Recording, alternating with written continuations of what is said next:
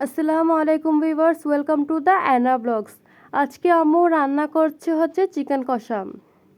তো চিকেন কষা রান্না করার জন্য প্রথমে আম্মু তেল গরম করে নিবে।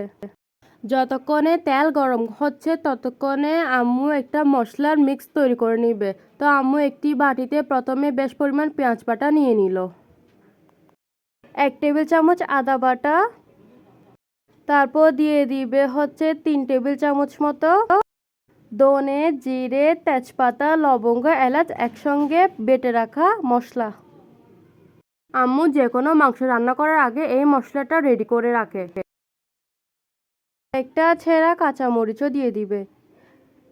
আমাদের ঘরে সবাই ঝাল বেশি পছন্দ করে, তাই ঝাল বেশি দেওয়া হয়। এবার দিয়ে দেওয়া হলো আধা চা চামচ মতো মাংসের মশলা, মুরগির মাংসের মশলা।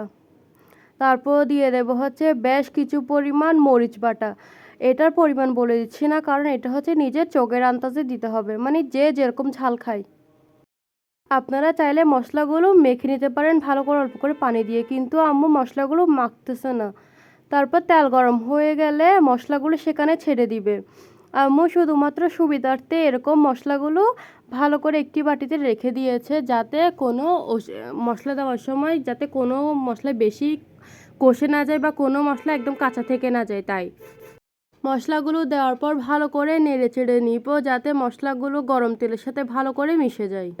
দেখেন মশলাগুলো চারিপাশে অল্প করে বলক চলে এসেছে, তাই মশলাগুলোর মধ্যে দিয়ে দিব অল্প করে পানি, যাতে মশলাগুলো পুড়ে না গিয়ে ভালো করে কষে যায়।